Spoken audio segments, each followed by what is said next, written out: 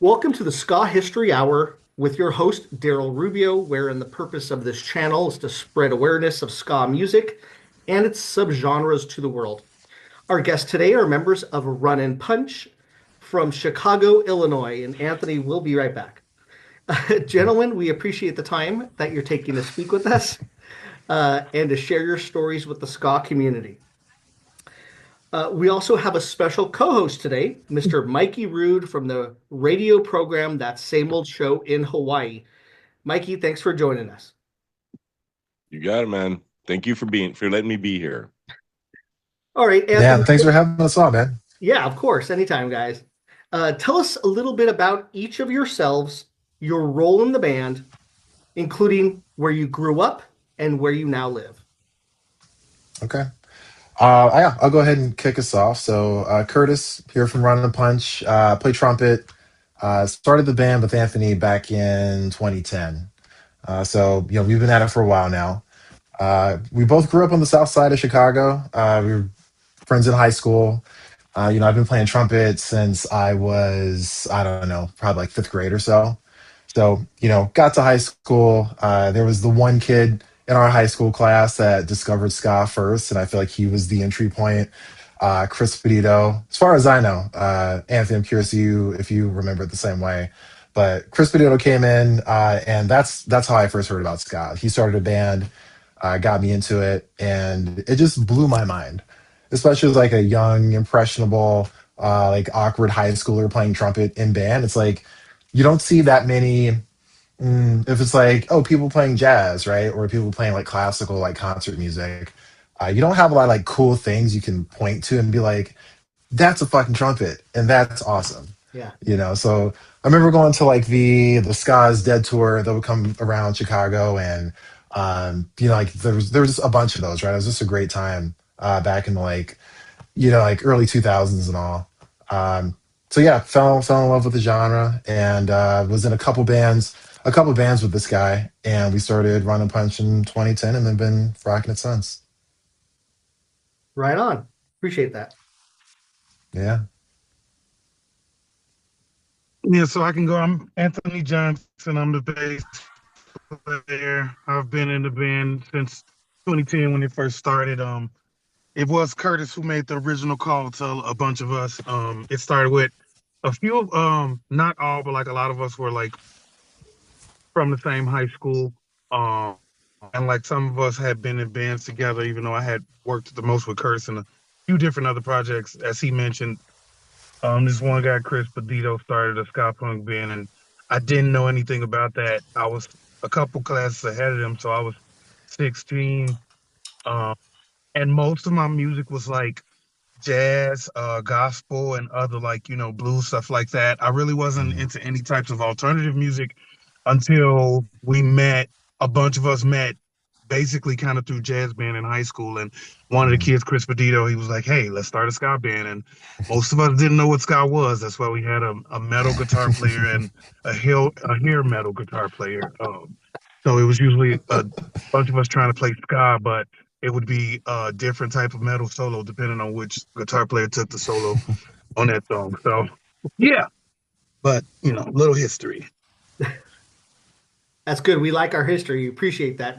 That saves me the next two questions that you guys both answered. Formation of the band was 2010, Mhm. and how you formed it.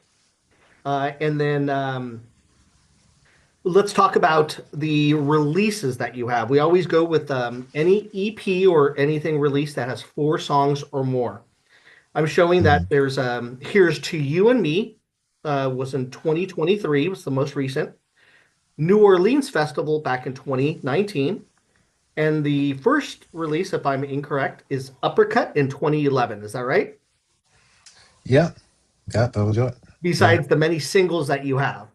Now, can you Yeah. guys each There's go and ahead? there's also I don't know if you are on the Bandcamp right now. Our first full length right after that Uppercut release was God, what was it called? Of course, the moment that No I'm like loose trying to ends. think about it. Thank you. No loose ends. So that was the quick follow up to that. But then it's just been little singles here and there sprinkled throughout. Okay. Oh, I didn't say we've never met. That's the latest single, right? Yep. Also, okay, that's the latest single. Okay, got it. Perfect. Perfect. Awesome. Now, can you guys describe the sound of your band? Ooh, the sound of the band. Bandcamp, So Bandcamp says high energy ska punk. There you go. accurate. Very high energy ska punk. Um, hey, Curtis, what did that band call us? What did they call us on that festival in St. Louis last year? Pop Ska? Did they call like Some on a shit. festival? I think it was just straight up. They called us Pop Ska, which fine. I just not. Yeah. It was. I just was surprised to see anybody list us as that because I've never even heard that before. So Yeah, influence wise, we draw from a lot of like Blink 182 is like one of Anthony's biggest influences. Mm. Uh, hell yeah, it Big is. D and the Kid. What's up? No, I said hell yeah, it is. I'm sorry, wasn't. Oh, yeah, gotcha. Big D and the Kids Table, huge one. Probably like the biggest influence like shared between me and Anthony, and you hear Yeah. that a lot through a ton of releases. Um, and then like Taking Back Sunday, stuff like that. So like kind of in the like the pop punky vein, and like the horns. Like I was big influenced by Streetlight Manifesto. Mm. Like a lot of like the way they write, especially some of the like longer, more intricate, more like kind of like I don't know, like chorally stuff. Um, but yeah, we have been. I don't like to. I play ska because it's just what I don't know. It's formative for me. So like when I write, and Anthony and I have written most of the music, not all of it, but most of it, and that's just what comes out. Like some sort of vein of like ska punk. But we've had like our earlier stuff. We had a lot of honestly some darker, heavier influences. We got a little lighter, a little poppier over time. And the stuff that we're writing right now, because we're working on a new release, we want to get out sometime in the next like ideally 6 months or so. And that definitely trying to draw from some more of the like edgier, emo, pop punky kind of stuff again. So there's chapters to this shit. Cool, right on. Anthony, you got the same take on that with Curtis, since you guys are pretty much brothers in writing. Yeah, like our writing syncs up a lot. We have written a lot, most of the stuff. Our influences, like I would agree that our favorite influence is definitely Big D and the Kids Table, and we draw a fair amount of even some of the stuff we grew up listening to. A lot of the same, and like the way we like to write, kind of locks in. And I would say with some of the new members that we have, or newer in a way, like our guitar player, he's been there for about 2 or 3 years now. Um, but he's like has a lot of the same influences as me, which helps. And the drummer too. Our drummer is incredible, and Travis Barker is one of his favorite drummers, if not his favorite. Which he can get down too. So it's like great to have an influence like that, but being able to like kind of do some of those same things. Like best drummer I know. He's incredible. Yeah. Hey, he's a local from here. Um, Oh, the yeah, Travis since Barker. college. Yeah. Oh, I thought you were talking about our drummer. Oh no, not Oh, your he's a drummer, Gotcha, local but from. gotcha. his influence. No, I got you. Yeah. So, the band name Run and Punch. How did the band name come about? Is there any meaning behind it of how it came about too? Great question. That is a fantastic question. I wish I had a Curtis, fantastic answer to that. Curtis swears that I was there for that when it got named, but I really don't remember it. So, but Yeah, Curtis, I'm pretty sure named like finalized the name. So I don't know how you don't remember more about it. I think that it was at we were hanging out somewhere. I think it was like after like a late practice or something. It was something. It was incredibly random. It was super fucking random, and I don't remember the context for like who said it or where it came up. But it was just like, you know what? Yeah, that sounds like a name. Let's go with that because name and stuff is hard. Right. At first, when I heard the band name, I thought it was Rum Punch. Yeah, you're not the first person. We've ended up on a marquee as like rum and punch. Yeah, we've leaned into it a couple times. We have like a tropical, like kind of like a tiki shirt, like merch that we do. Mhm. Oh, that's why But you did that. That makes sense now. yeah, there you go. There you go. Comes full circle. At first, I thought it was like the opposite of the punch and then you run after, but I thought it was Mm. some other meaning, like oh, we don't like to fight or something like that, so we're gonna run first and like maybe punch ourselves for not stepping up later or something. There's all kinds of I think different. a great name, people can ascribe all the meaning that they have to it. So Yeah, why not? exactly. Mm. Let's talk about some show that you got coming up. You got a May 29th. You've got the Hot Stove Jimmy reunion show. How, Yeah. how familiar are you gentlemen with Hot Stove Jimmy? Yeah, I mean, I'll let Anthony take this one. He was actually one of the driving forces to making this one happen. Oh, nice. Yeah, so I had been trying to like book them for a different show late last year, um, but they weren't available in time. But did Hot Stove Jimmy do this podcast? Yes. Yeah, Mhm. yeah. So funny enough, was that last year? About a It year was. ago? It was last year Yeah, because I worked with them back in the mid '90s. I worked with them No yeah. then. word. Yeah. So, me and Curtis, like, we book obviously our band, and like we book like festivals too. Like, we book a lot of things, like within Ska, like we just book a lot of local stuff. Hmm. And so Hot Stove Jimmy was just on my radar in general, but I try to pay attention to bands just from all times because we love Ska. We're a little younger than have gotten them in the 90s, because our band didn't even start till 2002. Curtis was a freshman, I didn't, neither one of us knew much about Ska. Hot Stove was, I think, still doing a little bit by then, but almost done. But the shows we were having were like at a gallery that our singer's mom owned, in Pilsen. Yeah. So it was usually a lot of high school bands. Something we played with something to do that young. But anyway, I'll go on a tangent. But Hot Stove Jimmy were on my radar. I saw that they were on this podcast.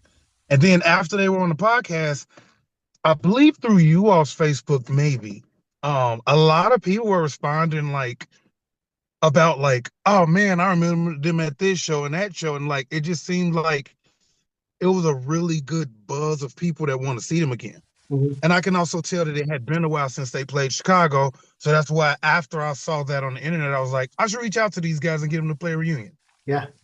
You know, Good so call. and I also listened to them, and they have really good music too. Yeah. So that's also a part of it.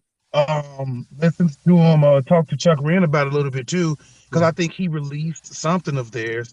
And we kind of started building the show after that because it's been, like I said, it's been a while since they played, and they really wanted to get back out there. So it should be exciting for this show to happen. Yeah, that would be. It's amazing. It's great that you guys you're playing with them, and then you've got the bringing the Crombies on because you guys play with them a bunch, I believe, right? Oh, for Yeah, sure. we try not to too much, but definitely, it's Mhm. good to play with like other bands that like, you know, some of the other bigger bands. But yeah, Yeah, it'll be exciting to get on this with them for sure. yeah, and it looks like Chuck's going to be DJing again. I've actually been to Reggie's before. I was there No word. two years ago when I went there. Okay, I dude, went. who are you seeing? Well, I went for two things. I went originally for the Blue Meanies reunion in 23. Nice. Oh, okay. Right And on. then, of course, Chuck had his 30th anniversary of the American Gothic, so I saw the Mm, Eclectics. Johnny Sacco was, playing, or Coolidge just playing Johnny Sacco songs, and somebody, someone couldn't make it. It was Secret Cajun Band couldn't make it from St. Louis, so State of Emergency played instead. They were pretty old, nice. so that was a good weekend. It was fun. They got to Mhm. I hadn't seen the Blue Mini since the late '90s, so Right that was on. pretty cool to see.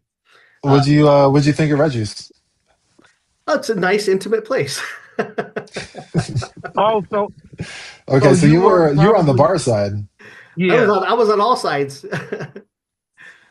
Wait, Oh, like there's other sides? Reggie's has two. Yeah, so there's Oh, two got venue it, spaces within Reggie's. Yeah, so got there's it. Reggie's Music Joint, which is where like most of the local shows happen there. That's the bar side. They have the restaurant and all that. It's like a long kind Yeah, of, when you say intimate, like that's probably where you were at. And then there's also the Rock Club, so that's where they have some of the bigger acts Oh, that are over there. So bit of a bigger room, and the vibes a little more open over there. oh, okay, But yeah, yeah. Reggie's is an amazing club.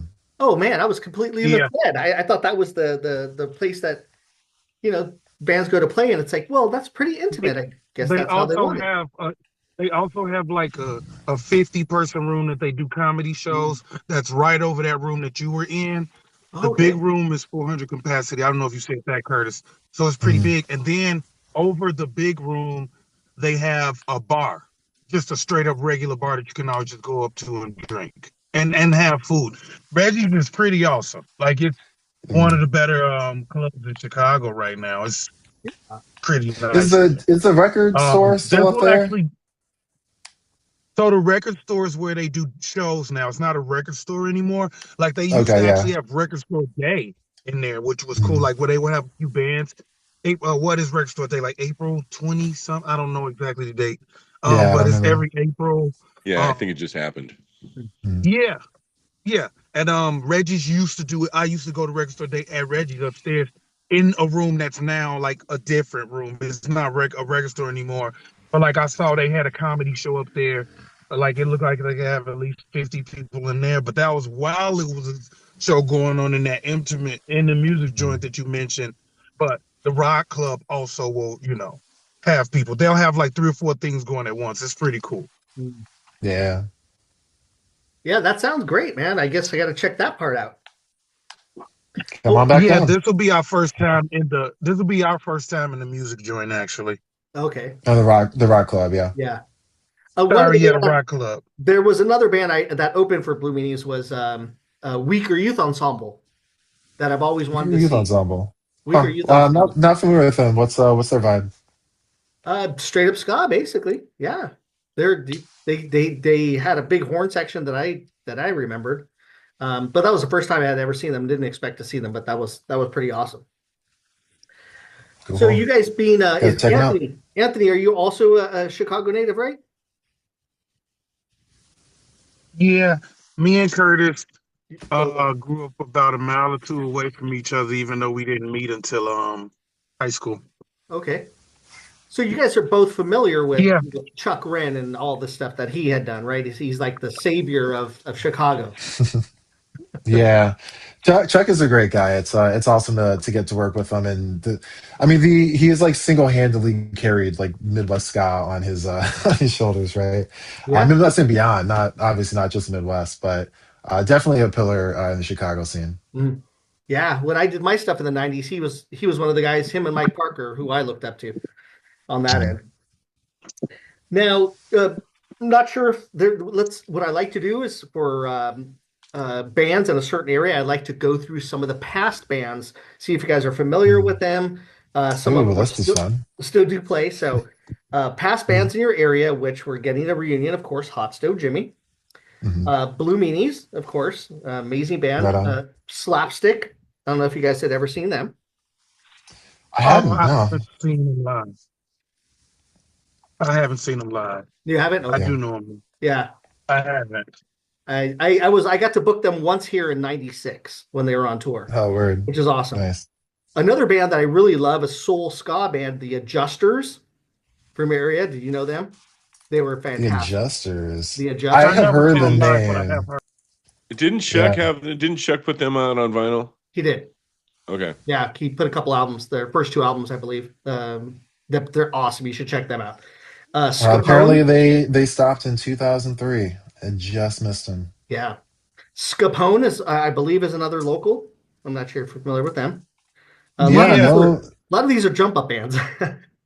yeah. Mm. If they jump up, we're definitely Yeah. familiar with them. The Eclectics, which I was lucky to see. Mm. Skank and Lizard, which is more on the reggae side, I believe, from the Chicago area, but they were from I think the 80s.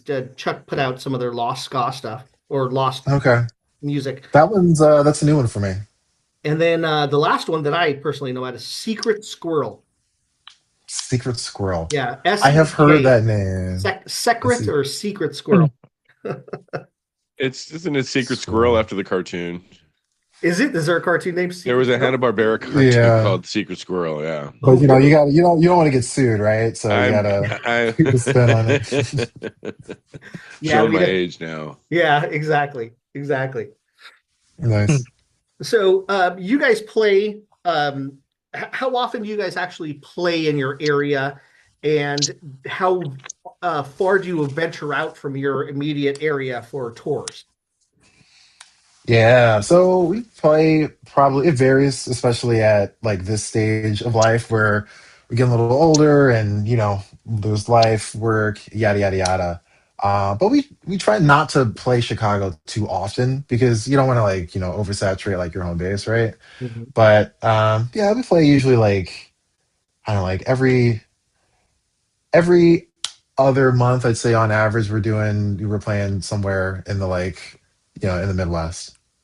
So a lot of it's like we hit like Indianapolis a bunch. We'll go up to like Madison, Milwaukee. Haven't I really want to get out to like Detroit area because we haven't touched Michigan much at all. But then we just made it back out to St. Louis for the Rude Fest that they just did a couple months back. So that was really cool to be part of that too. Yeah, and that's a lot of the bands I think from Nigwood, right? Nigwood Records that play that, Could be, could right? be. Yeah, because I think there's that guy that has that label, that the Secret Cajun Band and Orange Tree, and a few of Okay, those St. Louis bands, I think is what it is. got it, got it. Yeah, got it. Um, so your band's songwriting process, I know you guys touched on that. Mm. When you guys collaborate, how is it between you two? Do you guys sit down and do it? You guys do it over, the Zoom or whatever when you guys do this? How is the process, and how do you take it to the band, and how is a song created? Yeah, Man, I mean, that is Tony, such a do loaded question. You could go first if you want to, Curtis. I feel like it's probably best for you to go first because I almost need to hear what you got to say first. yeah, sure. I'll take this one first. So, one thing I'll say is like Anthony and I have built up a base and a rapport from when we started the band. The songwriting process was different when we were both like in like college, post college. Very young, we would hang out a lot and just like jam, write stuff. Shoot stuff back and forth. A lot of it was still like I might have an idea for a song and like write from guitar or partially from keys and like here's like a concept, and then record it and like kick it over, right, and like kind of ping pong back and forth. But yeah, a lot of it was more of like, hey, let's like spend time like together and like just like mess with stuff and figure it out. Whereas like over the years, it's become a bit more of like what's the best way to put it? I I know the way that Anthony thinks and writes really well, and I feel like he's got like a there's like almost like a marriage aspect to this where he's a great partner, Mm. So there are things where like I will just like have a concept and then like put that down, shoot it over, and know that he's going to be able to like take it over the line, right? Or then have a song that's like fleshed out and then bring it to the band where it's like I'm not a great guitar player.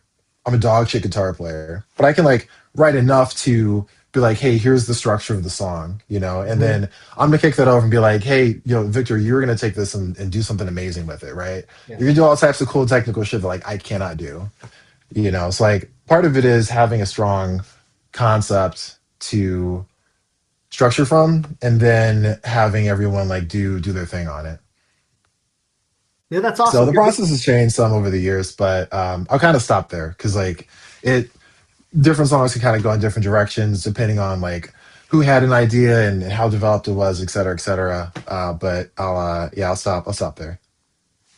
That's amazing that you guys are in sync like that to be able to get a song going, and just have that like mindset. That's pretty amazing. So, Yeah, for sure. Tony, I'm curious what your perspective is on it. Yeah. like that's a side of it, and that's why I feel like it's loaded because we've written a lot of different songs different ways. Like Curtis is a like not a professional guitar player, but he can like play a lot of like he can play ska chords and like all the chords you need to know. So he can write a song and he can write it from guitar.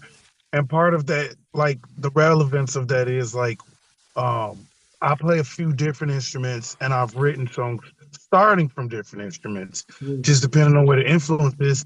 And I've even talked to Kurz about it, like as we like develop as songwriters recently, like I was asking him, had he ever like started a song from the trumpet? Has he started something from guitar? Has he started it with vocal? Because that can be different. And while we have worked on a lot of songs together, a lot of the Run and Punch songs have started on different things. They've started with a melody in my head, and I don't even, play horns in the band. Like Mhm. I have younger, I played a horn in college, but I've, written some horn lines, not very many, but a couple. Some horn lines I've written, it's a great amount of it in it where Curtis had to tweak it to be a better horn line, or tweak it the way he would want it. Um, so that's a part of it too. And then, even some of our like we have some really good songs where it's like, oh, I kind of just wrote my bass line, because Curtis ended up bringing something that was basically almost done, and I've done the same. It's been a few times where it's like, and like I said, like a few of those pretty popular songs where it's like you just get an idea and you just kind of flow with it, and like it's there, like everything is there. Even if it's like, oh yeah, you just got to do these little pieces, that'll be easy too because of the way it sounds already Mhm. you know. And that's when you lucky. That's when you lucky. I do like the process of working together to flesh out a good one. As he mentioned, we don't have as much time to do that as we used to.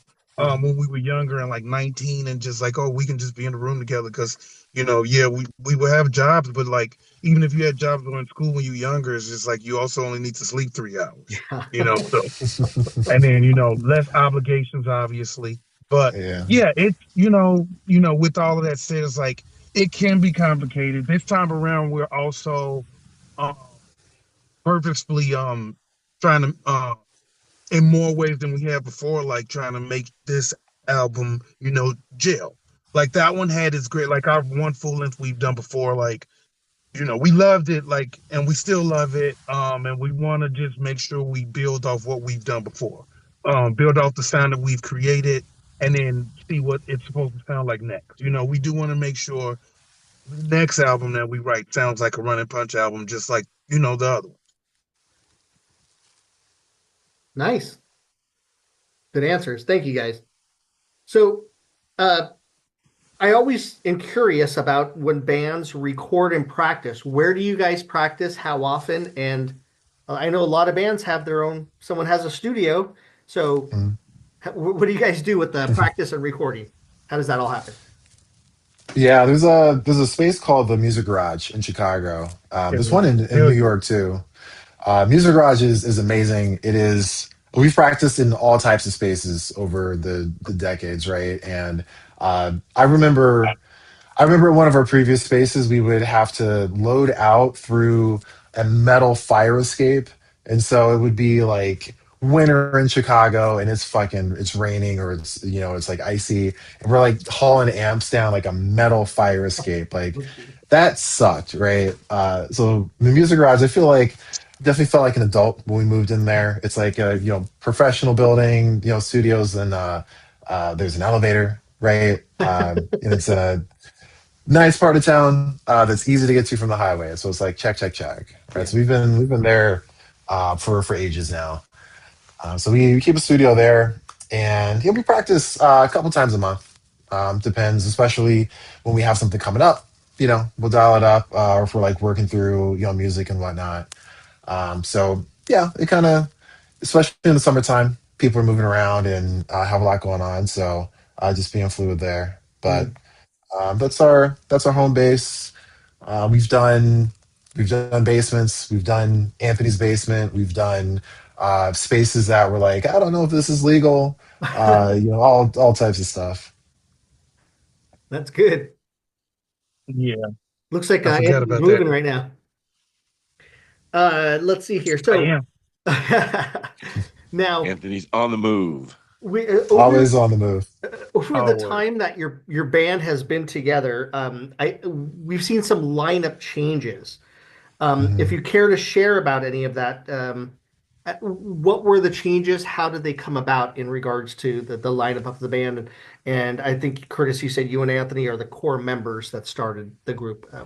Who else has come and go? Yeah, so we have had I can't even count the number of members that we've had over the years, but it's been waves, it's been chapters, you know. Um, First lineup was all members from Jones, I think, from our high school. No. Anthony, fact check me. Who was not in Jones? Oh, Cassidy, right? And we had Danny. You right. You can hear me, right? Can't Hmm. hear you, yeah.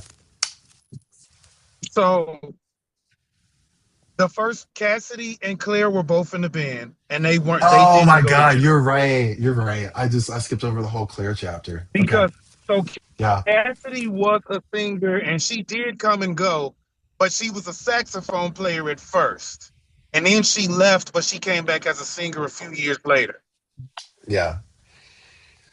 Then it was Yeah. me, you, Reggie, and Sam. So it was Mhm. all Jones people in the beginning, other than a lady saxophone player and the singer. Unless we also had another. Well, Danny was the other horn, right? Yeah. Okay. We could have had Danny in the beginning though, because we had Cassidy.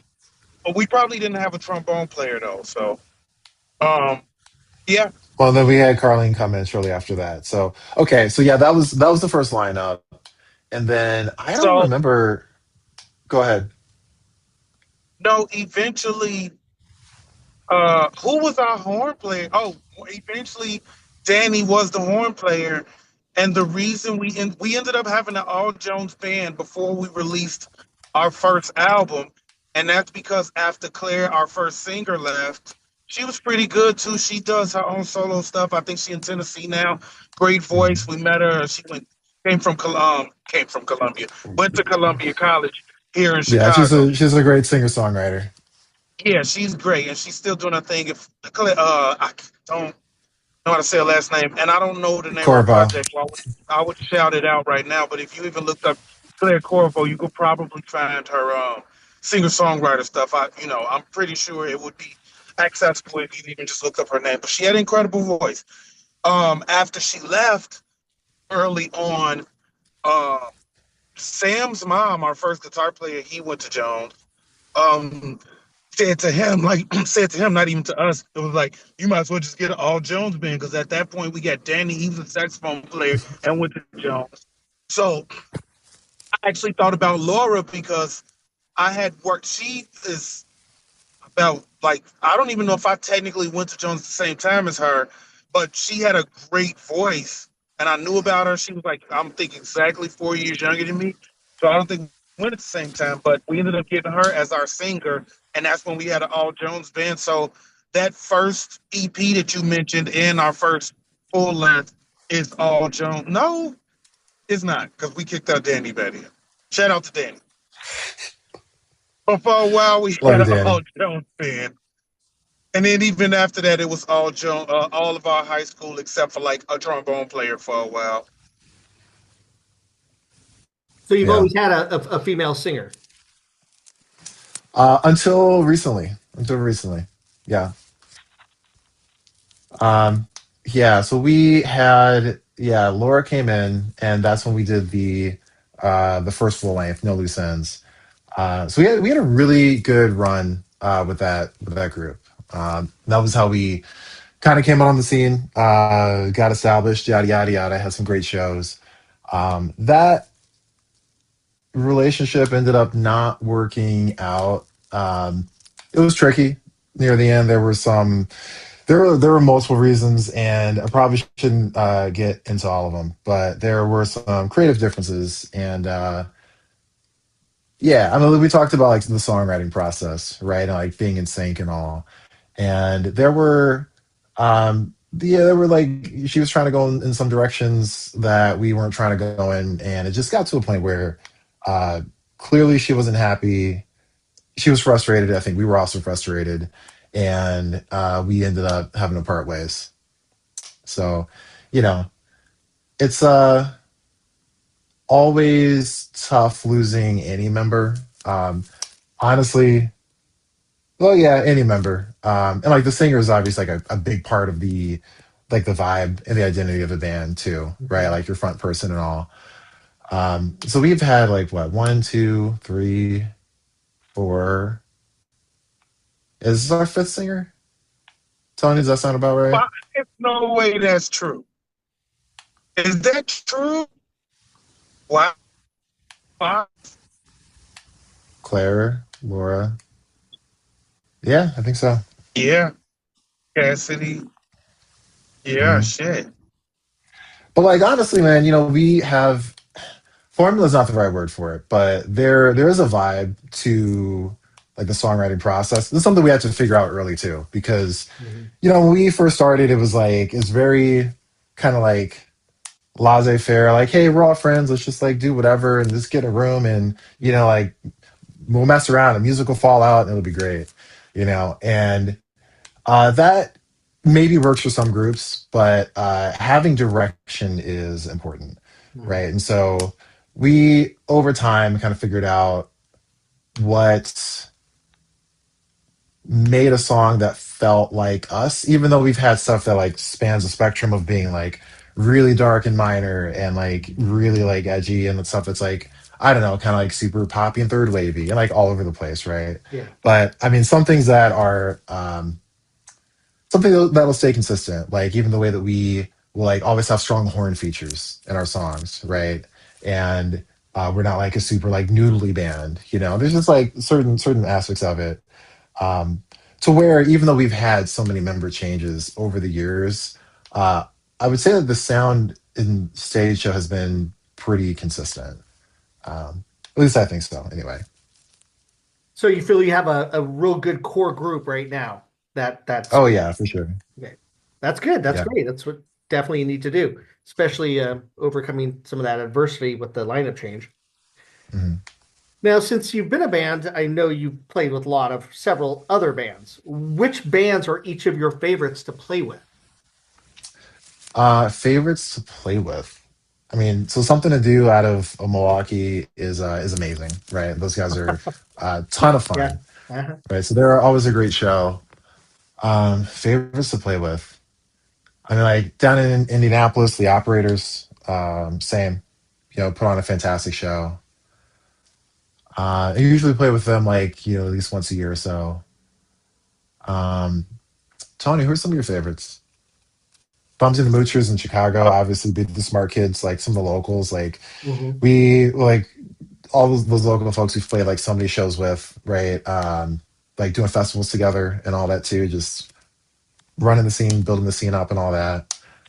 Just like being in the trenches together. Yeah. My favorite ever is a band, Crosstown Collision. They haven't been together Haha. in a long time. Um, Shout out to those dudes though, from all parts Indiana, but they would like play two shows every weekend in Chicago like 15 years ago. Build up their name, and it was really cool like to see that, and like for them to like we hung out with them a whole lot. It's really cool. Me and Curtis even went camping with those dudes a few times. Like, cause they Mhm. like in the part of Indiana where they got like land, like you can literally sleep in their yard and call it camping. So it was pretty cool. Those guys were awesome. That was years back. You could still find them on Spotify, Crosstown Collision. They got a couple of really cool sounding songs too. Mm. Um, what was that other one, Curtis? Uh, Are you thinking about the Public. Michigan band? Oh, Public Enemy. Yeah, yeah, yeah. I like Public Enemy a lot. Uh, I know that they single passed a year or two ago, and I cannot remember his name. Apologies right now, just off the top of my head. He was Tom, a cool right? guy. I know. Yeah, Tom and Eugene, the guy that actually helped track a few of our, at least one of our Hmm. albums, Yeah. EPs. He was in that band. They were really cool. It's just two bands I could think that we will run into a lot and have a lot of fun with. And you also Mhm. can never forget the Crime Beat. I'll say that a Crime Beat show is always going to be a party. Always a party. Yikes! Sure, that was pretty Shout out, fucking shout loud. out to Dave Simon. Yeah, the Crummies are always a party. Those guys are mid 50s, nearly 60. Not that that's old to me, anything like that, but it's like they will prove to you that you're definitely only as old as you feel. And a lot of their crowd is like around the same age, and I assure you that Mhm. if you all haven't seen the Crummies in a while, it's always still a big party up there. Yeah, they got a big, I think, like a two-tone sound, don't they? Mhm. Yeah, two-tone covers. I think the covers are usually a lot of older ska songs that they cover, like 60s, 70s, and 80s, like legendary ska songs that they brought up to the next generation, which is now two generations of ska ago. That's Yeah. that's interesting that you're referring to my generation as legendary. Legendary Oh songs from the boy. 80s, man. That's Oh very boy. cool. That's very cool. Um, uh, I I mean, got it's a, 40 years ago now. You got to, I you know, use right? different words as time change. I was going to ask you guys. I just went on your Bandcamp and I saw that you do a cover. I think there's the latest release actually came out October of 2025 of Hmm. "I Want to Dance with Somebody." Yeah, yeah. Tell me a That little was bit a about very why you chose to do that song. that was a very fun song to do, and the cover just came together like that. So we were looking for a song, and it was our trombone player, our old trombone player, Henry Sparks. He's a monster trombone player, and he teaches in Chicago, and also like does a ton of gigging, right? So working musician, uh, plays a bunch of weddings, right? So he just got like massive repertoire, and I think that he said this mostly as a joke, but it's like one of those songs that you play like probably almost every gig is going to be "I Want to Dance with Somebody" at some point. And yeah, we were at practice, and then it was just like we just started playing as like we could do that, and then everyone just jumped in, and I think that we basically were just playing it at practice that day, and it was like, yeah, let's fucking do it. Nice, great song to cover. This is, I assume, Whitney Houston's song, right? Yeah, you Okay. got it. There The was a classic. there was an album I think Mikey Mitta put out or helped curate that specialized project album where they were having submissions of bands. Female, yeah, femme Yeah, fatale. yeah, yeah, Yeah, all Femme Fatale. Mm. fronted female vocalists basically. Yeah, So and actually, what they were covering, you get female vocalists. So yeah. They do yeah, it every year. I think they do like a new thing every year. So they always look for then Mhm. submissions yeah, too. So Are you that's talking about a ska band? the specialized project out of the UK. yeah. It's run by Mhm. Oh, Paul okay, Willa from the sorry. Scapones. Yeah, and all the proceeds go towards fighting teenage cancer. Oh, right So on. like every year they put out a huge compilation. It's probably 50 plus songs. Would you say, Daryl? Yeah. And bands submit, and like a few years ago, it was all 80s songs. And I think this was Mm. just the one that was from last year, is all songs done by female vocalists. Okay, right So on. Very yeah, cool. they did one, they boss sounds from like the old school, the legendary Mm. bands from the 60s, 70s, and 80s. Yeah. Yeah. So it's a great project to be involved with. Oh yeah. Oh So yeah. yeah, and another great project to support. Hmm. Cool. Yeah. Now, you gentlemen, are either of you or currently in another band or formerly from another band? Tony, you want to take this one first? Yeah, I've been in a bunch of different projects. I was in the Florida Rooms for a bit with the current drummer we have when he first came in his first run and running punch around 2016 or 17. I played with the Mhm. Florida Rooms and went on tour with them. That was pretty cool. Went on a It- 2 or 3 week tour with them, and that was pretty awesome. yeah, you Um, guys are doing like I was folk punk, also right? Yeah, that was a folk funk band. I should clear that up a little too. Thank you. It was really fun. It was a lot of fun. I like a lot of those songs. You can also find out on Spotify. I was also in a band called Sadie and the Stark. That's more of like I don't know, like what if they like fantasy rock? Maybe I might be saying that Mm. wrong. I think I that really is don't very know visually how. accurate. Yeah, it's like it was very different from anything I've ever played. Good stuff. I believe they're still going. They released an album after I left. You should check out both albums. I assure you, you'll like the one that I'm on more. Um, but no, yeah, I know that sounded like insane, but I just felt like saying it. But yeah, check it out. You'll like the one that I'm on more. That's awesome. Okay. Uh, Um, and then also you so got stupid. Mighty Casey and the Strikeouts too. Pop punk Oh yeah. trio. One of my favorite groups that you've done. Mighty Casey and the Strikeouts. Yeah. I love the name. Love it. Yeah, Fantastic so name, right? Perfect name for a yeah, ska band. we wanted to be alkaline. Well, that actually wasn't a ska band. I did name that band. It's one of my favorite band names. Um, because it's like I don't know if y'all remember that Mighty Casey Up to Bat. Totally. Yeah, the No, Um, poem, yeah. absolutely. Yeah. yeah.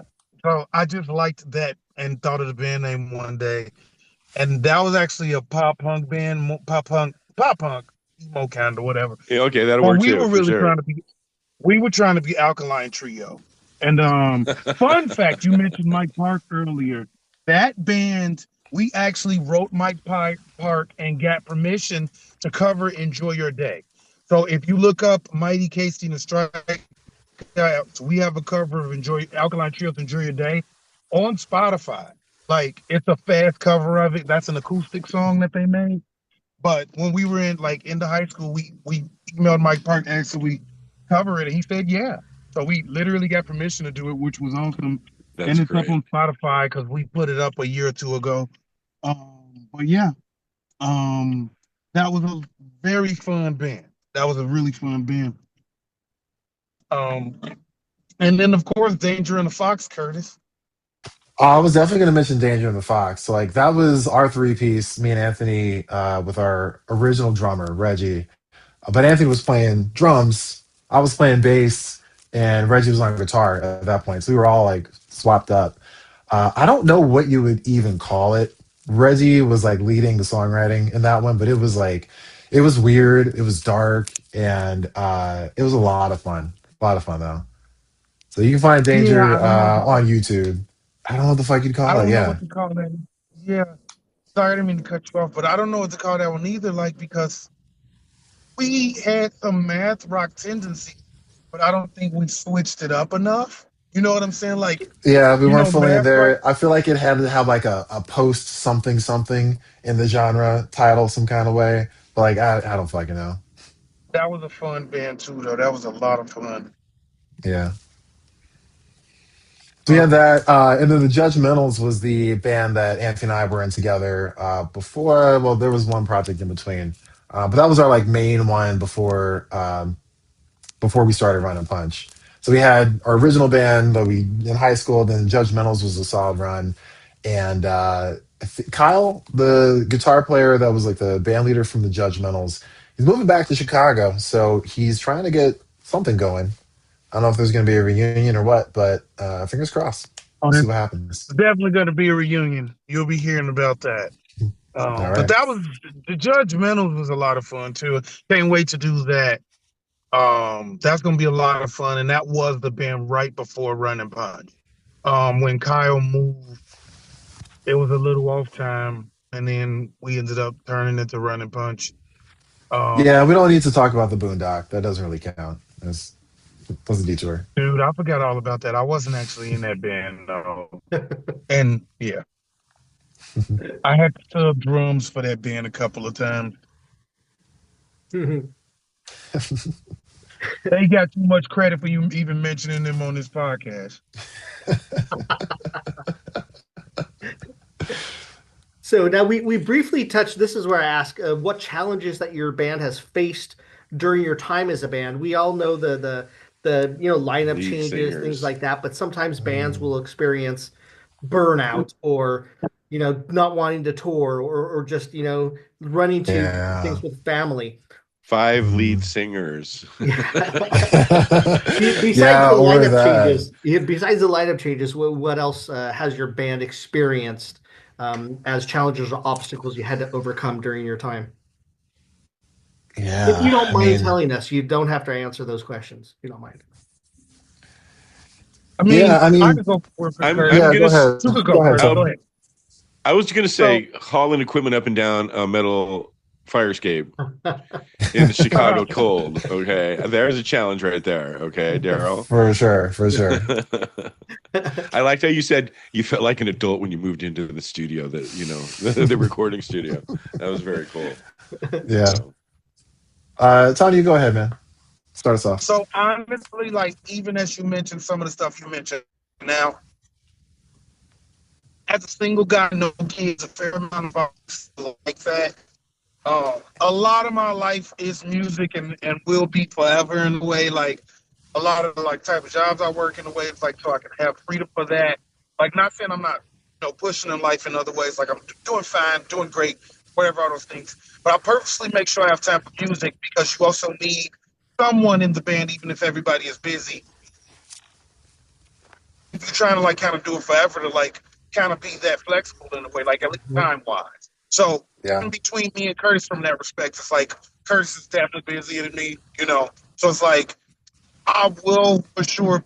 He's at most practice. Don't get me wrong, but like if it's like some work thing, but he's not there for a couple of weeks, we'll still practice. And I do understand that I'm a part of the rhythm section, so it's more important for me to be at a practice than like if we have a horn missing every now and then or something like that. But even with that respect for like my thoughts from the way I like to do things, what I to do, I do would have Oh shoot. We got most of it. how We far we understand. can go, what we'll do when we do it. Um, but I definitely like that's something I've always wanted to do with this project. We've done some weekend stuff, but we really haven't done anything further than that. Yeah, Yeah, totally. I mean that tension between the time dedicated to music versus job, family, and like all those other things. It's tough to balance. It's tough to balance, man. And like I appreciate having Tony as like my musical rock because he's 100% on the like there are times where like it's like, dude, like I need to be able to like check out for a period and I need to know that I can count on you to keep this going, right? To whatever like the project may be.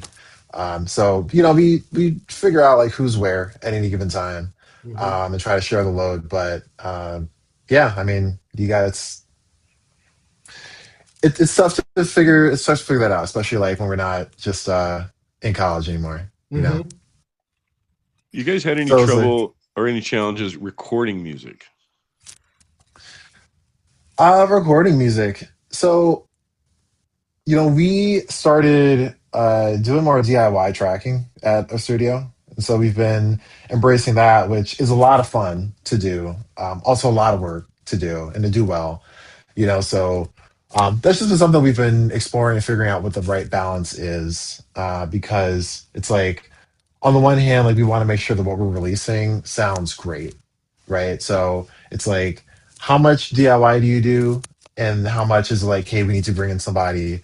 Like Mhm. the last two releases that we just did, we were working with the guy that tracked Jacob Horn Trio. That's got some of the folks from Tony. Help me out here. again, I'm sorry. Yeah, Jacob Horn Trios. It's got Jacob Horn, obviously, and some folks from Devin what's K. Devin K and the fucking Solutions. Thank you. So yeah, working with the guy that did their music was a really nice balance between, hey, we're gonna have the flexibility and the time to sort of work at our own pace and explore and all that, but then get it feeling polished and really great when we're actually trying to release. Nice. Thank you. Yeah. Yeah, and like we've talked about the member thing a bunch, so I don't want to beat a dead horse too much, but just you talk about challenges, and like every time there is a significant member change, it's always a huge hit to momentum. So I would say like recruiting for people sucks. It's a big investment in time. You got to do auditions, and it can take a while to find like a good fit. But like the cost of that is really the momentum. And so we've had some transitions where we were able to not stop for too long.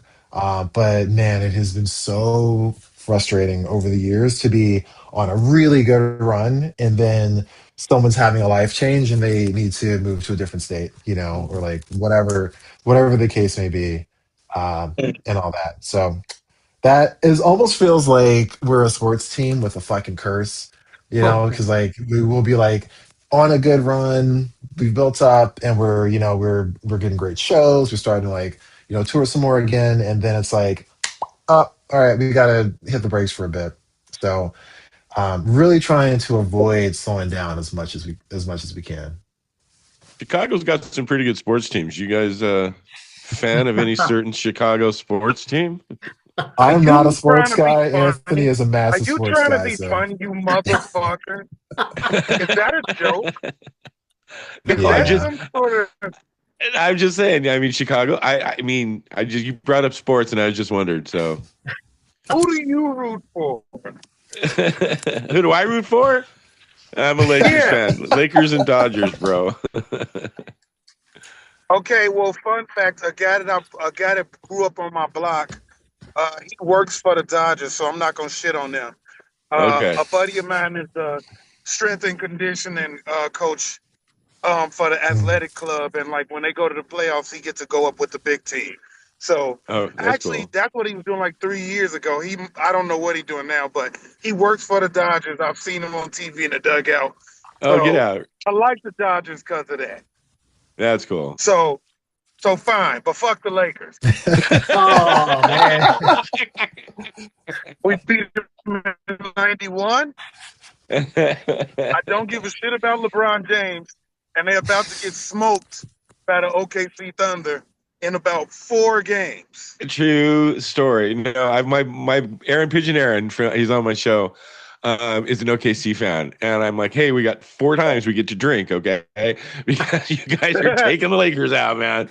So we've already got plans for the first game on Tuesday. Mhm. But Yeah, and I am just kidding. I'm a big Bulls fan for sure because I grew up in all of that. You can't be yeah, growing up as a sports kid and Michael Jordan being on the scene. So yeah, right, you exactly. know, I was wondering. yeah, So yeah. So I did live through all 6 of those championships. So vivid memories. I can't really, when people do try to clown our sports at all, it's like, honestly, the funny thing about our sports, all 4 of our major sports have won in my lifetime except for the Bears.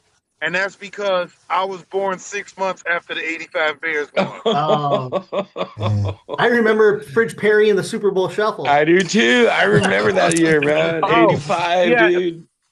So I totally remember all that. the Super Bowl Shuffle was shot at this big venue called Park West in Chicago. It's a really nice Oh, venue. right on. We just found that out recently. We just played at the Park West, and that's when we found out they shot the Super Bowl Shuffle there. Oh, We nice. Oh, played nice. at Yeah, Park we West just in played there with January. Say first. Yeah, we opened for St. Fair's there. Oh, right on. Yeah. Yeah, very nice venue. I love that venue. I had never been in there for anything, which is shocking. Very nice venue. Mm. Mm. All right, Tony. That's funny that Mikey that OKC in 4. you said about the curse of Bad, the bad, Chicago. I'm glad that you brought that up, Mikey, about the Chicago curse. Because I was going to say it. bad. But at least Bulls only have 6 championships and Lakers have 16.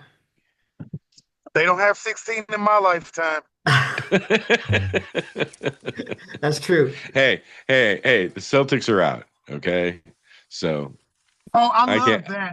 I made a little decent parlay win last night. Oh, I good for took you, Tony. I took it was like a 6-7 leg parlay, but I had Philly to win right out. Good Yeah. for you. And Detroit I don't believe took in the out. Celtics. Yeah. Nope. And Detroit took out Orlando today too. Yeah, I was watching that game They before we did. started the interview. They did. Yeah, Yeah. There's another 7. it's coming up. tomorrow? No, it's tonight. Cleveland and Toronto are on right now. Yes. Oh, okay. All right. All right, guys, we got to go. It's DVR and I'll be fine. That's like when some of the East Coast, when I'm trying to set up these things on some of the East Coast, people are like, well, it can't be during this time because there's certain sport on because of the time change for you guys and for us. Right. So Yeah. you guys, I'm sorry, go ahead. You want to say something? Oh no, you good. I'm sorry. Oh, okay. So now you guys have ventured out because you guys are so close to so many different states.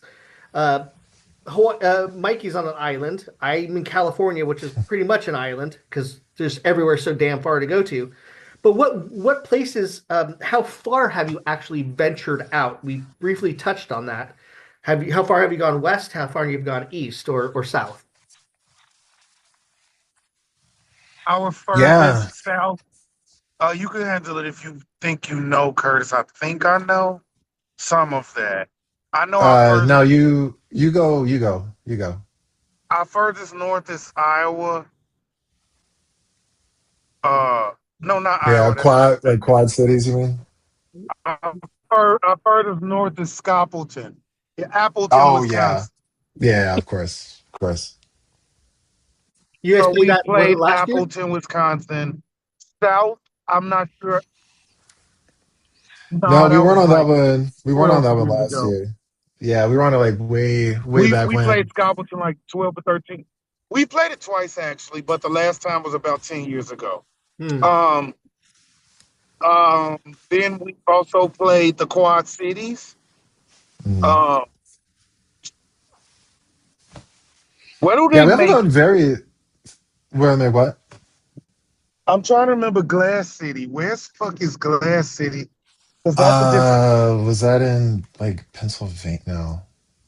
No, we haven't played Pennsylvania. Are these like Then we festivals? played That's St. Scotland. Louis. That might be the furthest west. Come again? I'm So sorry. these What'd you say? are these festivals that you guys are venturing to in these other states, or do you guys do like a little mini like weekend run of a tour? Speaking of that, sometimes they are festivals. So we played Minnesota. Remember, we played at Triple Mm. Rock Social Oh Club or yeah, some yeah. shit. Because that's We when we won won that the title there. championship belt. Yeah. Yeah, so Minnesota will be the furthest north, but that was like a long time ago. Wow, that's crazy to think And about. you won Just an trying to. award or something? Curtis was saying. Yeah, so they had it set up like it was a competition at the Triple Rock, this little venue out that way. And what did they call it? Is this basically you would win like a heavyweight belt. So they had like a panel. You came out. It was just like small festival. I forget who else was even on it. A bunch of folks in the Midwest. And Scott Powell, is that what they called it? It was goofy. It was a That's what lot of it was. fun. Yeah. That was during the war run, around like the No Loose Ends era. And then like we were talking about And then Scalpelton. we played Toledo. Go ahead, man. Go on. No, No, you I'm go. sorry. I just want to remember before I forget. We played Toledo, Ohio. I don't remember what the fuck it was, but That that's was Glass City. they called it Glass City Ska Fest. Yeah. I did the website for them for Yeah. that one. Well, that city is nicknamed Glass City. I think at some point they Right. produced the most or still produce the most.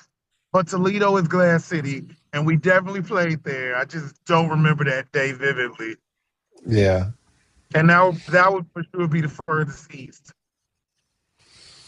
Yeah. And then South, we haven't gone like very far south with Run and Punch. Like Probably uh Indianapolis or around it. we've been down to like Champaign for something Champaign is early not on. further south than Right? Indianapolis. Okay. Then my geography is fucked. Yeah, it's because it's in Illinois. Yeah, your geography is fucked. We'll just leave it at that. Because that's just southern Illinois. You're Yeah. going as far as you can in Indianapolis. Like, yes, your geography is fucked. Yes. Okay. Cool. You know what? It might not be.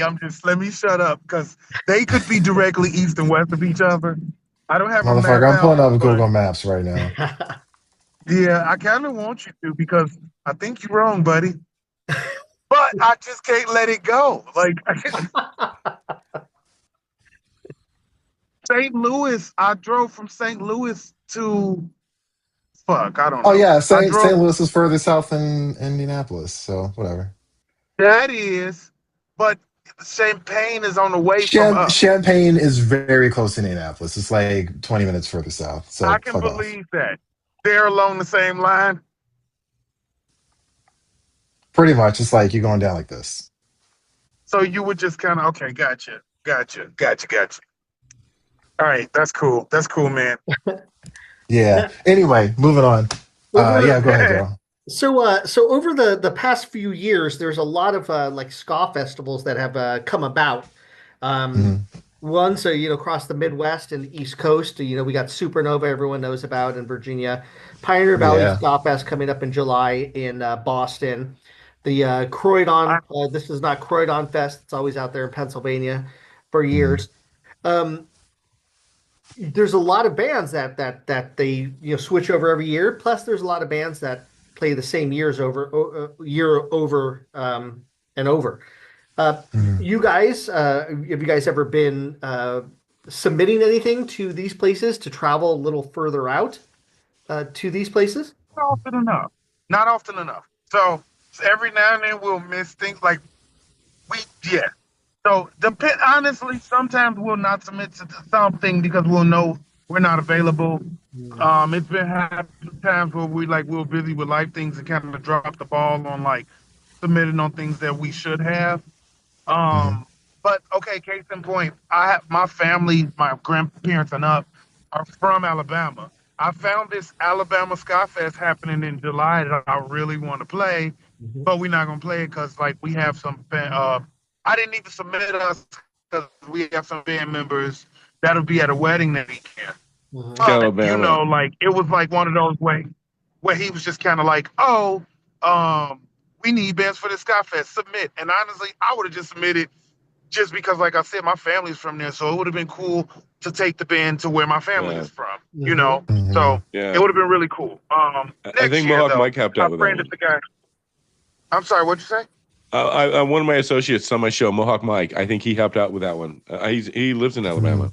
Oh, nice, Mhm. nice. I Yeah. might actually still try to drive down for that one myself, but the whole band wasn't available, so I just didn't submit us. But I ended up friending the guy on the internet that's running it. So, Nice.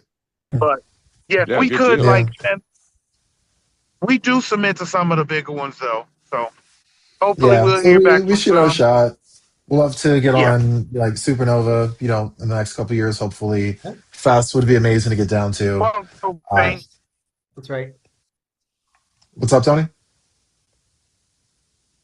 No, I also mentioned Punksylvania. We entered that. Pennsylvania. That's a cool one. Yeah. Yeah. Have either of But you been out to Supernova? Yes. Yeah, Yeah, I didn't I've make it been out twice. this past year. I was out the year before. How was it? Yeah, I was 23 in 2024. I went. I Mhm. did not go last year. Daryl went last year. Daryl had a fun time. Nice. Favorite? Oh, what happened? So we so we went there. I had another co-host last year, and him and I Mhm. went. We did get our passes and do all that stuff for the what is it called, media pass or whatever. So you Yeah, get to it's for the take media Nice. pictures pass. and interview the bands and do all that stuff. So you get to go into the front area, but in front of all the people to see the Yeah, bands. exactly. Yeah. So it was fun, getting all the bands, getting bumpers, doing all that stuff. First day goes by, awesome. Thursday night, Friday night, Saturday's great. Sunday night, started feeling like bad. I don't know, something was happening. And then Sunday morning, I said, I got to power through this because I got stuff to do. When I got to the venue, I was sick as hell. Apparently, they had to take me from the festival. I was that guy that got put into the ambulance and got taken out of the festival, um, and over to the ER, where the next day I had my gallbladder removed. Yikes. So I Yeah. missed the entire last. Well, Whoa, yeah, dude, that sucks. That Supernova. sucks. Exactly. And Daryl had a real good time at Supernova last yeah, year. so I stayed in Virginia for another couple days, and I didn't. I was a little lighter when I left too. So that was Yeah, Okay, that's that's a okay. You lost some weight, got to stay for a few extra days on vacation. my Most people don't brother. lose weight on vacation, man. My brother had to drive up like 3 hours from DC to get me because that's where he lives, and it's like fuck, that's fucked up. Feel bad. mm, Oh Yeah, I wow. feel bad. I never want to be a that's burden on anyone. yeah, yeah. I mean, that's what family's for, man. It's Yeah, I mean that was great to do that, but that was my last Supernova. It's kind of bummer the last day, but I got to see some of them, a couple of the bands, talk to them. But we did a yeah. lot of interviews for Supernova last year. Now I for dig this it. one, we're doing a lot for the Pioneer Valley Ska Fest for this one. Mm, So that was the reason why we were there too. So you guys, I have a question. This is a new question that I kind of have that I threw in there. I think it might be kind of fun. mm, But if mhm. either of you, Curtis or Anthony, could bring back any one band back from the past that is no longer together, which band would it be? You too, Mikey. Ah, man. so mine. Well, somebody else can go first because It I could got to be think about it for a performer second. or band. I can go then. I can say this because it's different in the way where I can answer that. The one we'll say I want to give an honorable mention first because the band that I would have said that up until very recently was the Impossibles, but they just got back Mm, together, and I didn't mhm, think they fair. were going to get back together. So that's all. Like they have a tour out right now. They come to Chicago, and they're going to be on Supernova this year. Mhm. Yeah, Um, Daryl, but you've talked to them, right? The Impossibles. Yeah, I've known them since the uh, 90s. We toured with them. Oh, word. So yeah. Shit. oh, nice, yeah, nice. Yeah, I love them because like I think they're the best band ever to be able to switch genres. You know what I mean? Like they can play ska songs, but they got other stuff too, and all of that stuff is incredible. There Like, if Weezer was a ska band, they would be the Impossibles. Okay. yeah, okay, and that's great to say though because look, it's just some of their songs like "Come Back," like it's a bunch of songs I like a lot of there. So that would have been an honorable mention only because they're back now, so it doesn't count. But if it was anybody anywhere, I want the 1963 My Girl Temptations. I would love to see those dudes on stage one time together. Just because I just think they just some of the smoothest people ever to live.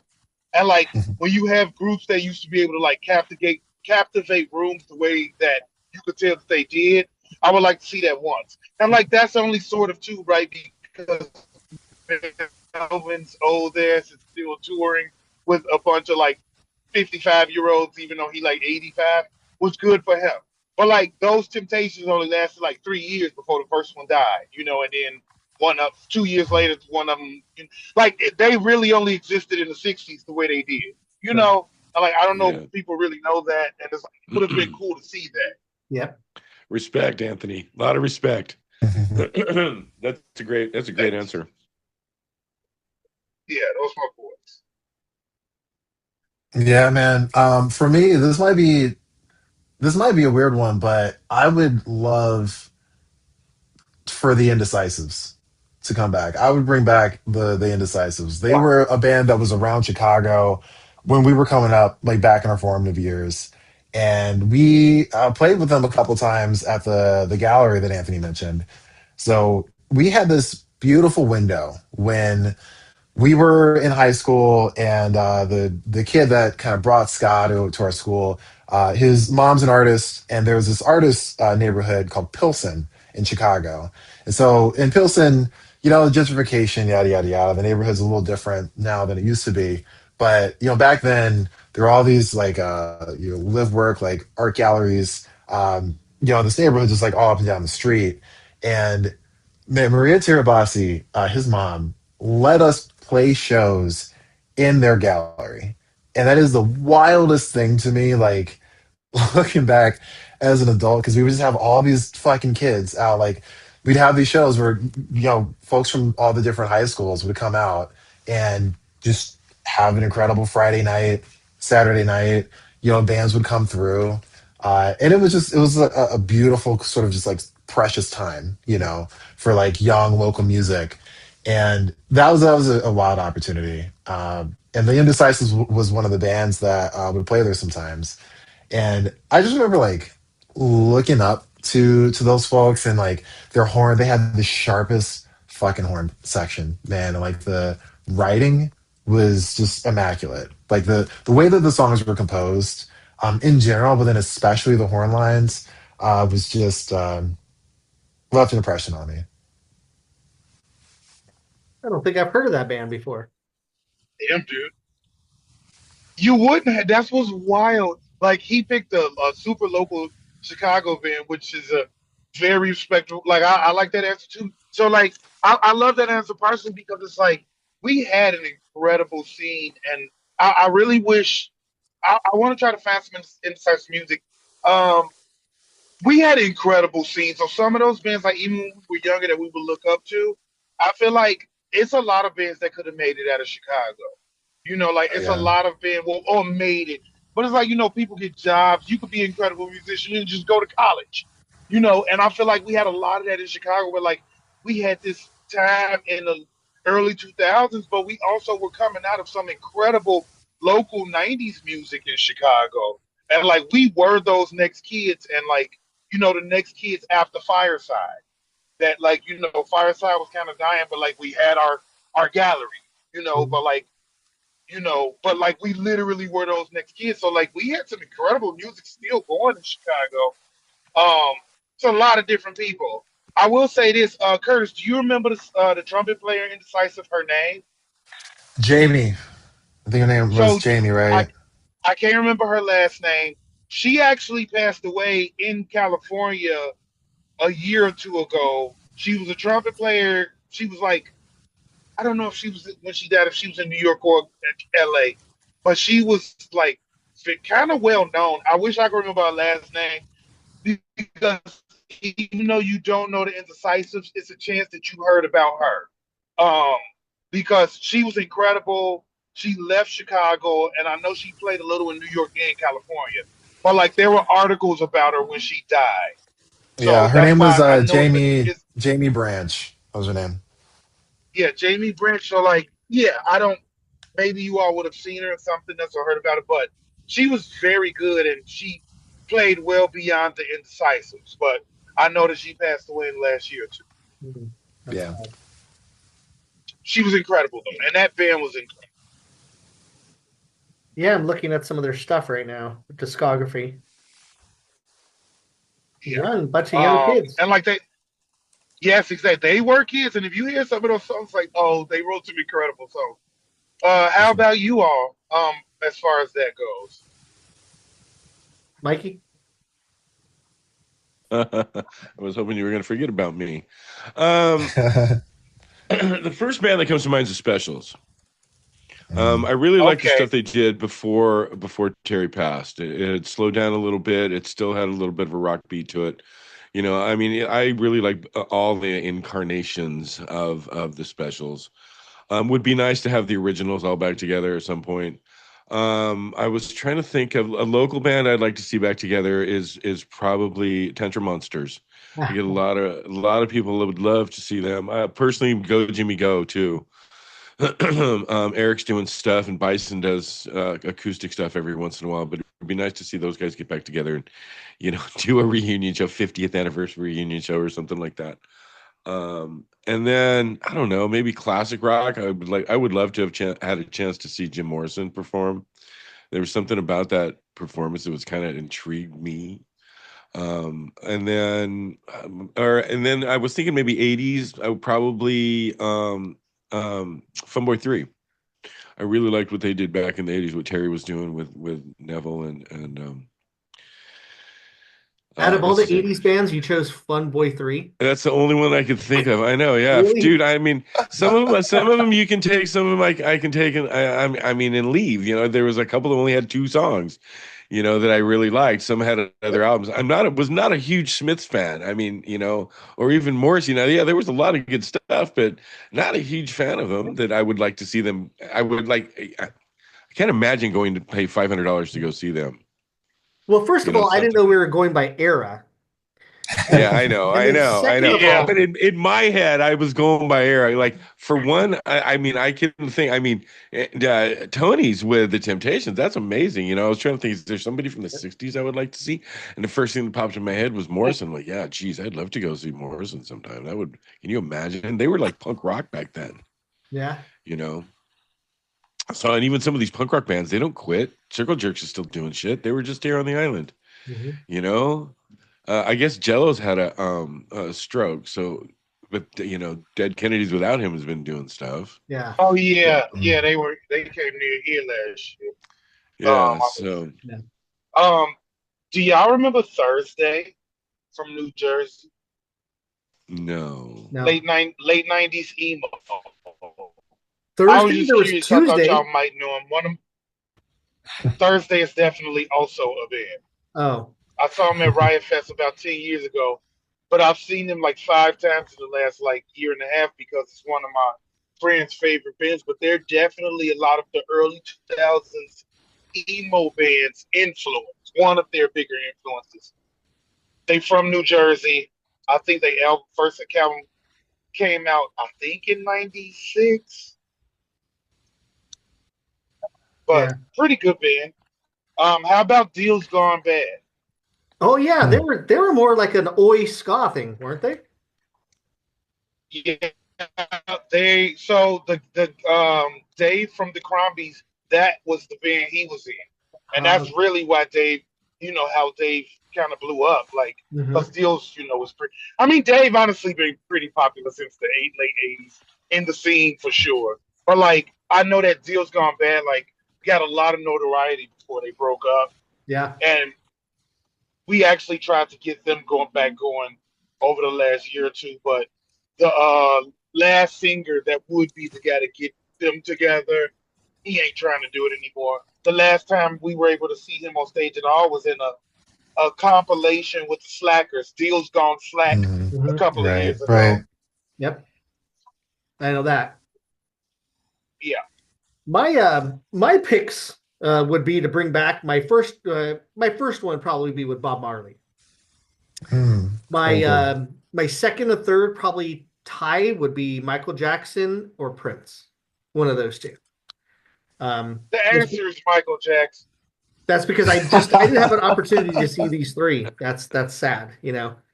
No, I Um, get that, and that is a powerful three. Like Michael Jackson, Prince, both very happy of me. I will say I'm way more of a Michael Jackson guy. I love Prince. Mhm. I'm actually surprised I like Michael Jackson much more too because Prince was a better actual, musician too. Yeah. But Michael Hmm. Jackson, I would just say overall performer in general, much better singer to me, and his dancing can't be touched. Yeah. Mm. But also Chicago is only 20 minutes from Gary, Indiana. So I was going to say Bad Brains too. Just came to mind. There's another yeah. punk band I would love to see back together. didn't they do something? Or did Just HR does. Yeah. HR, right. Yeah. HR from Bad Brains was at Riot Fest in the last couple of years. Yeah. And I'm sure he probably played other places too. Yeah. But I saw him at Riot Fest. Mhm. Hmm. Probably I he was probably just did a whole tour. Go on, Curtis. Sorry. I was just looking up that old band from Chicago, the Indecisives, and if you look them up, you're gonna find there's like some other group that's not them, but take a listen to that when you've got some downtime. This is one of their albums from back in the day. Someone uploaded it to YouTube in the past year. It's pretty rad. Okay. Yeah. Definitely check that out. Yeah, I gotta listen to that myself. I gotta listen to that. Now we've got a few more questions here before we finish this up. Now, one question that Mikey always thinks is funny is now since we know that ska doesn't pay the bills, if you care to share, what are each of your occupations? Our occupations. Yeah, I work in tech. I've been a software engineer for a long time. Now I'm doing product management, which is basically I work with software engineers and we figure out what to build.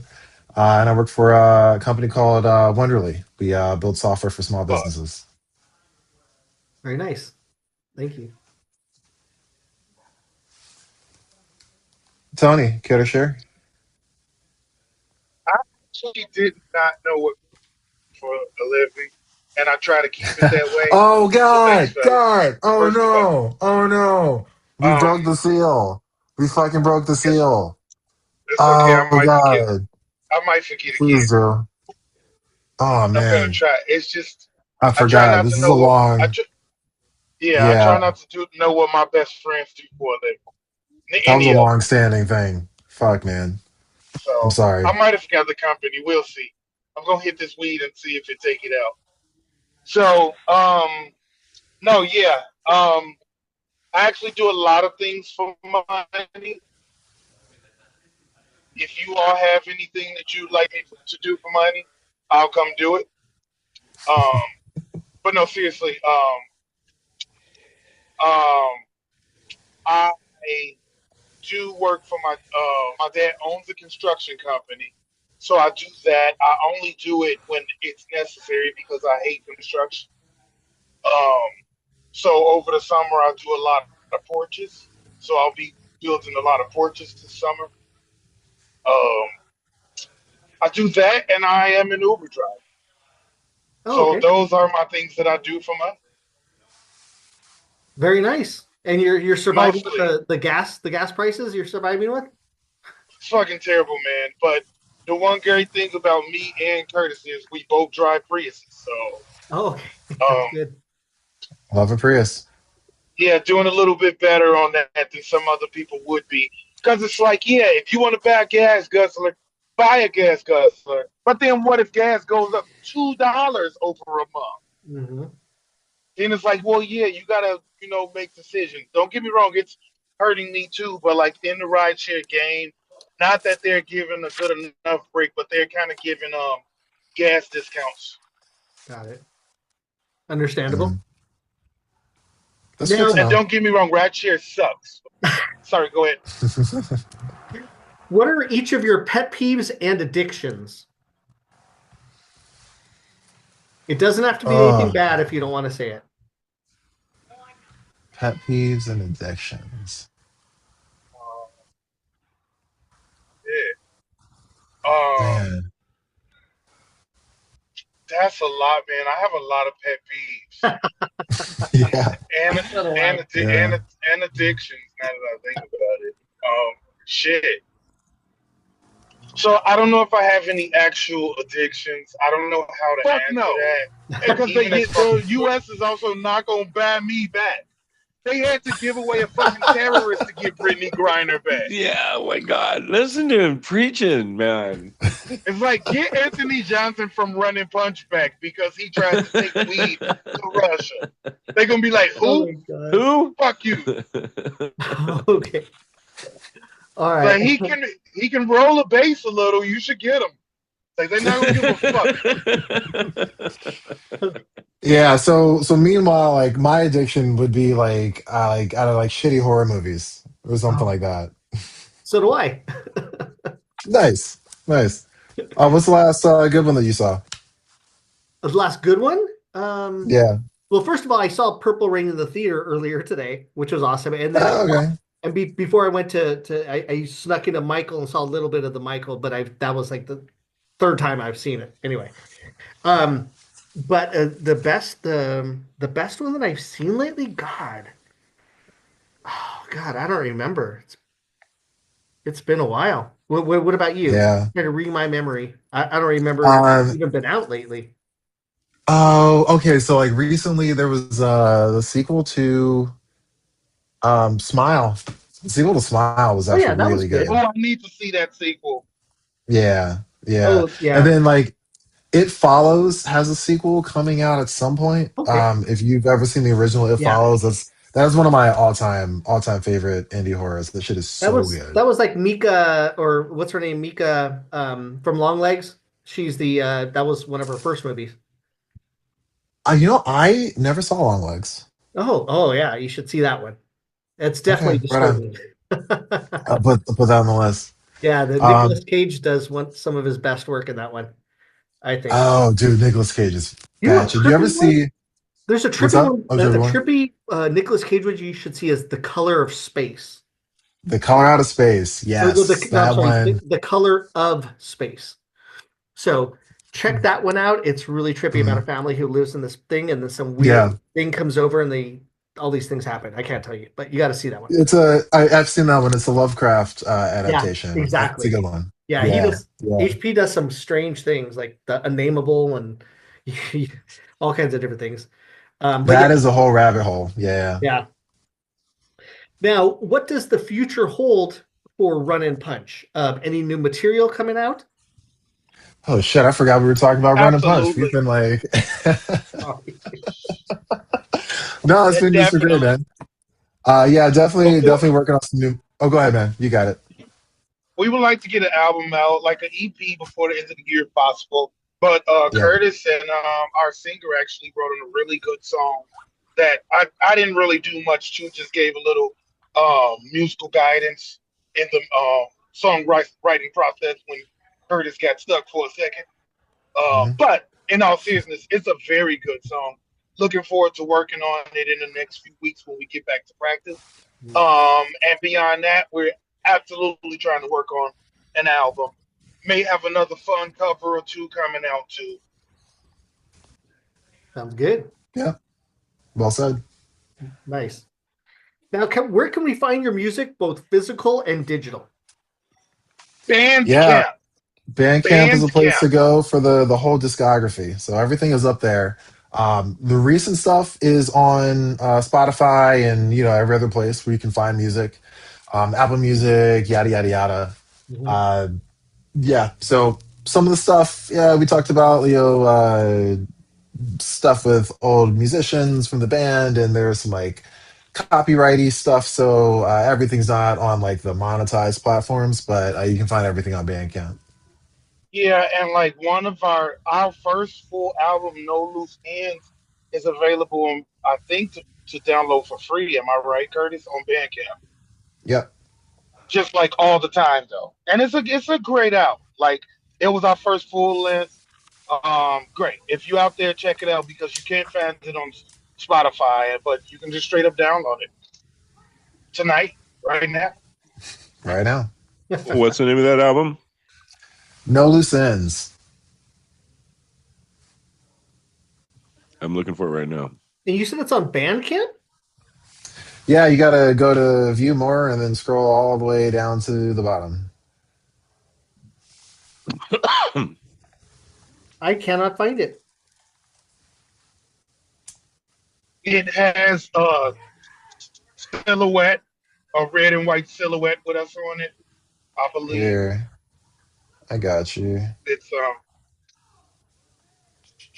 1 I second. saw it on Bandcamp a few months ago. Oh, that's weird. I can't. Oh, anyway, here's a link.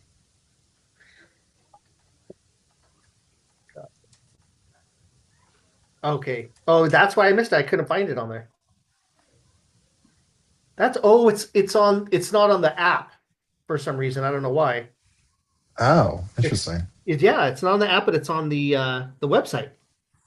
Interesting. I've It's never really used the Bandcamp app. All right, well, Yeah, check that one out. gotta I'm take a glad we look at checked it, that. so we know. Hmm. Yeah, that's good to know, Yeah, Curtis. You should see if you can check into that at some point. yeah. Like Okay. I'm curious if is that the I wonder is that because I'm curious is that the only one missing. Yeah. On Bandcamp, it's got the Uppercut EP, the Underdog song, Exit 17, New Orleans Funeral EP, Here's to You and Me EP, and We've Never Met song. So Yeah, it's I wouldn't know if that's missing. everything. No, it's missing a couple. Because you Yeah, pull up on the web, you can see the full thing. Huh. yeah, yeah. Oh yeah, All right. I'm not looking. So Okay, guess we yeah, gotta you figure gotta that drive. Well, out. thanks for letting us know. Gonna Well, check that yeah, out. yeah. It's good that we figured that out. That's good. Have a little Hell tech yeah. support. Now, Awesome. so we want you guys to hold on right after, but any last words for your fans out there and the viewers of this channel? Yeah, I mean, had a great time, man. Thanks for having us out, and really looking forward to playing with Hot Stove Jimmy coming up on I think that's the 29th, right? Mhm. We got coming up in Chicago at Reggie's Rock Club. They're also run Summerfest in Milwaukee, so we'll be playing then at the Tiki Hut stage. And stay tuned. If you like what you hear, we'd love to see you guys soon. Thank you. Tony, any words for the Yeah, people? well said. Well said, Curtis. Thanks to everybody out there for all of the support that you've given to us. Thanks to you all guys for having us on the show today. And like for like what you all do in general, because like I said, I kind of like wanted to further that link with Hot Stove Jimmy because of one of you all's episodes, So, um, and it's cool. Like, so that's part of the reason that show is even happening in May. Um, just because you all are out there doing the work that you all are doing. So, thanks for that, and thanks for having us on the show today. 100%, man. Thank you guys. We appreciate the time you guys took to speak with us. Can't wait to see what Run and Punch has coming up, and hopefully catch you guys live one of these days. Yeah, for sure, man. Also, Love you to gotta see That would gotta be get you great. guys to Hawaii and Puerto Rico. Yeah, let's do it. I was about to say, I definitely want to play. I want to play both. Definitely. Well, gentlemen, thank you. Hold on real quick. We got some questions for Mhm. you after. All right, hold on, Yep. please.